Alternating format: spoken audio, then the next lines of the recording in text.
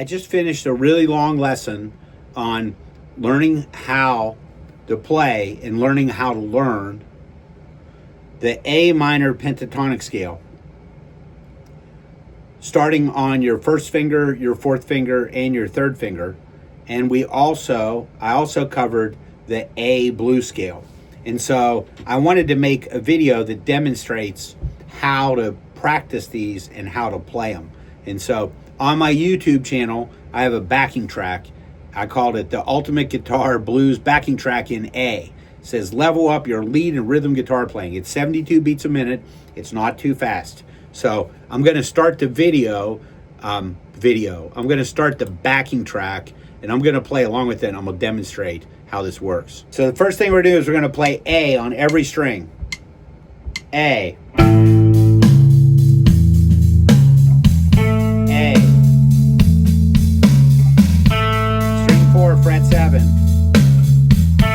String 3, fret 2.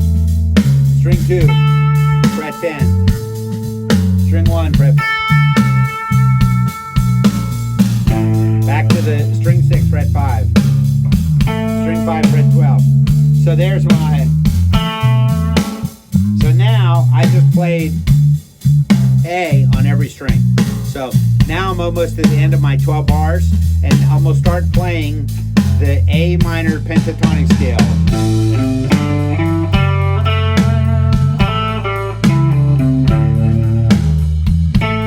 String 5, fret 12. String 4, fret 7. See how I shifted?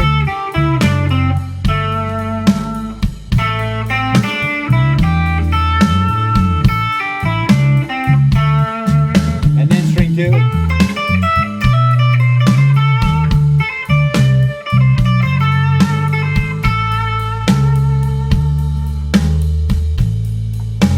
So now, the next thing I do is I'm going to play 4, finger 4.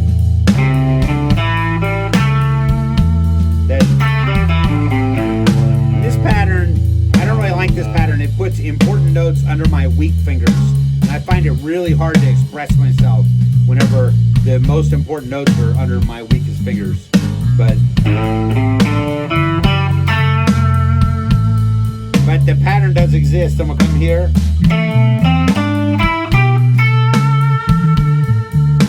And now this pattern, this one, everybody knows this one. And I always joke and say this is like the gold mine pattern. So I'm going to modify the fingering. Third finger, first finger, third finger.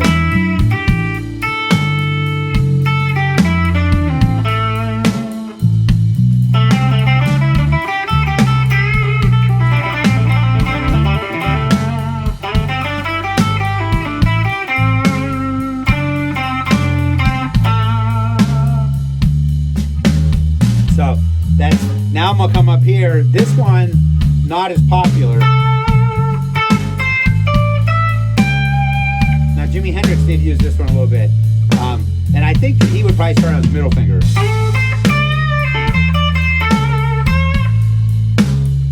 But I did cover this in my previous video. And now the last pattern. This one I start on form 3 because it's only 2 strings. It doesn't make sense for me to use my weak fingers. I'll play this.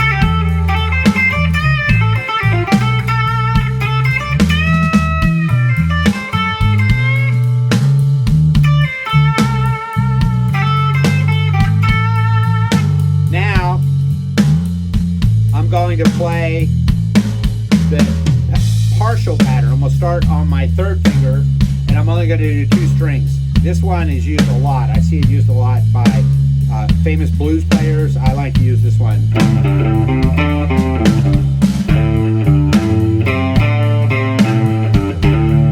And in my last video, I explained this, how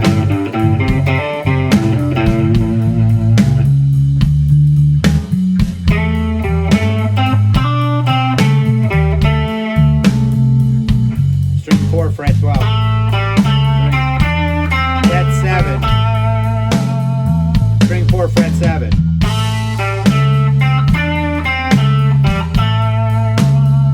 Now I'm gonna go to string 3, fret 14. String 2, fret 10.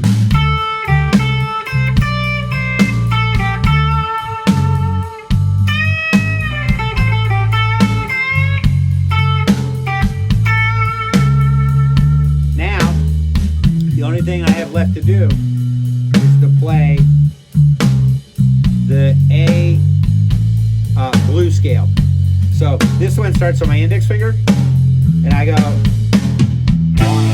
2, 3. Down here,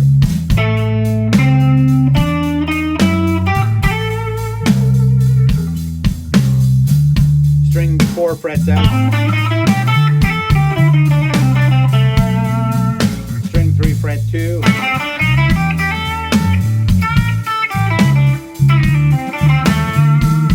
String.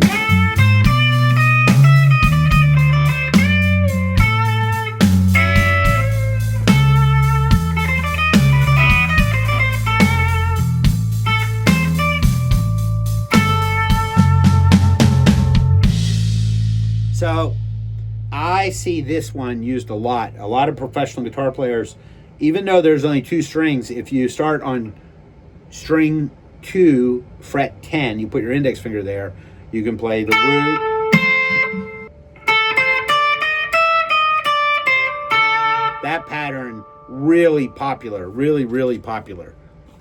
So now I've outlined several of the patterns. There are a few that are more popular. This, and sometimes this is one of the boxes, and a lot of times people say, oh my gosh, I've learned this box, I need to learn all the boxes. You do not need to learn all the boxes. The reason why, my analogy, this is what I was saying at the other video, that this one works so well because it starts on the root, it fits really nicely on the neck of the guitar.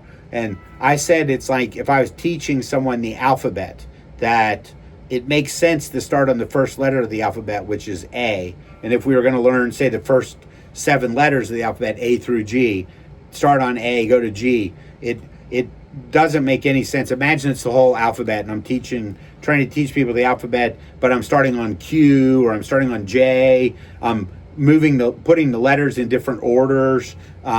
That's the way those boxes, if you've tried to play those pentatonic boxes that I see all over the neck of the guitar, part of the reason why I find that they don't work well for people, and the reason why is when you're playing A blues, the A is the most important note. You need to really focus on the A. If you have the whole box memorized and you know where the A is, that's great, but most people do not.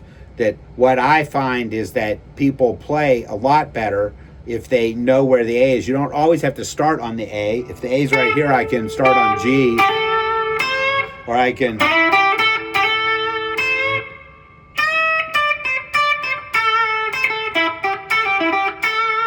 that I'm playing this, but I'm not starting on the A every time. But knowing where the A is so important. And I've spent a lot of time figuring out guitar solos for people in guitar class. And I think that a lot of the really great famous blues players, I'm talking like Albert King, Freddie King, B.B. King, Roy Buchanan, it's really obvious to me, Roy Buchanan, that if you check out some of his blues playing, it's very obvious. I think it's the one that's called Pete's Blues.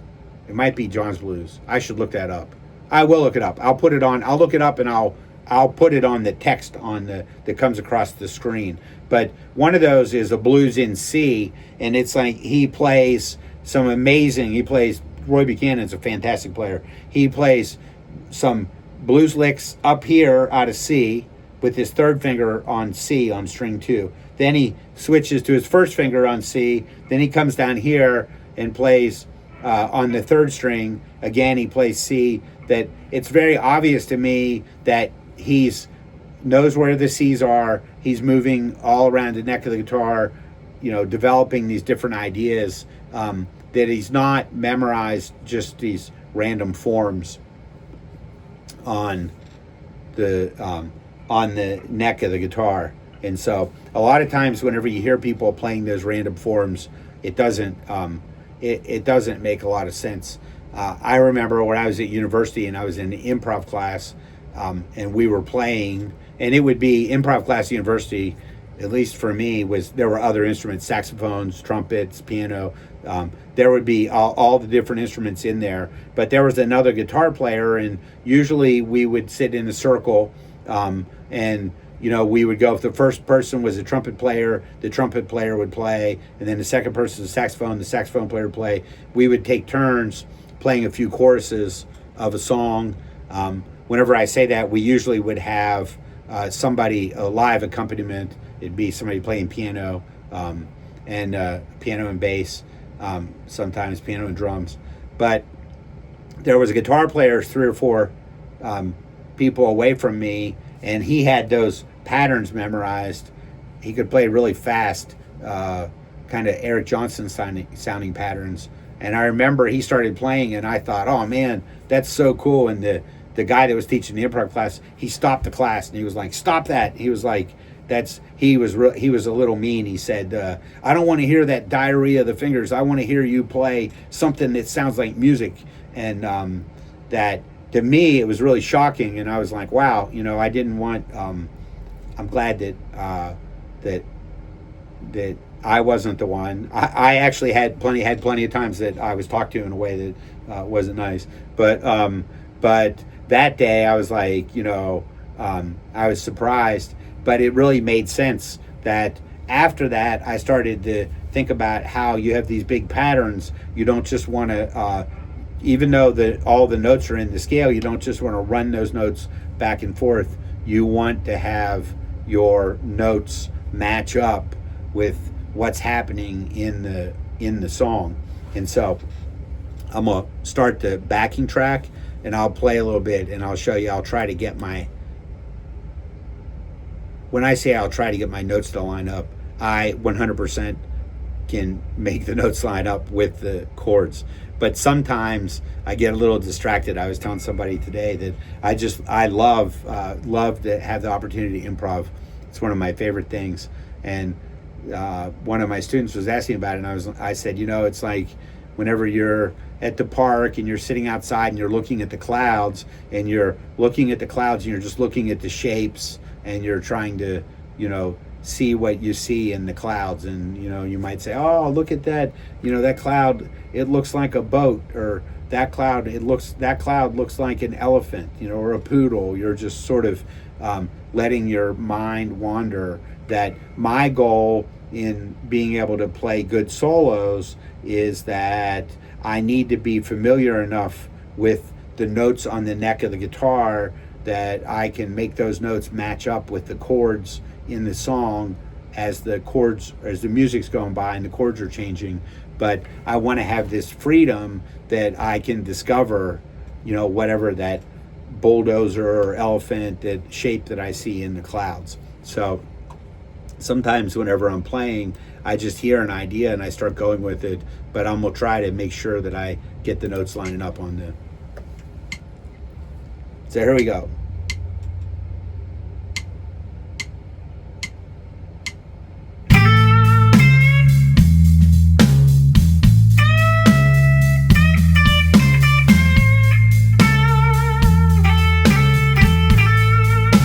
D.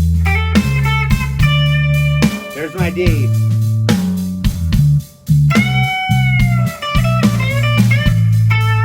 Back to the A. Here comes E. I'm gonna go.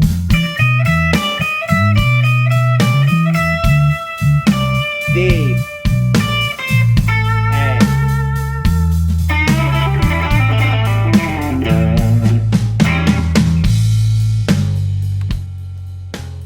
All right, this video is pretty good. The last one was about 45 minutes long. This one's only about 15 minutes long. So I'm just demonstrating some of these concepts. If you're watching these videos, leave me some comments. If you have any questions, put them in the comments. I'll try to answer them. I'll try to answer your questions. I'll try to make some videos I'm working on making some videos explaining some stuff about music theory, how to count intervals, how chords are spelled. Stuff's really important. It's a lot of times people don't realize it, but for me, it's really kind of the building blocks of what's going on.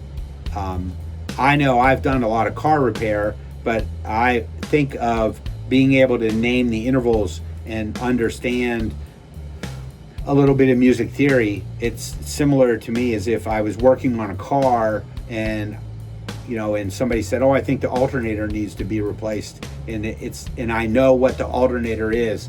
I know what it looks like, and maybe I even know how to test it. That learning some of that stuff, it demystifies a lot of what's happening. So I didn't say this in this video. I've been blown away by how many people are subscribing to my channel. It's super fun for me to make these videos, so keep subscribing. I have a million ideas of stuff. I've been doing a lot of blues and southern rock stuff, country. I did some chicken picking. I love that stuff. I plan to do some other styles. One of my students likes really new indie rock, and I was figuring out a song for them. I might post that. So, oh well. Leave me some comments and some likes and subscribes. I appreciate it. Thank you.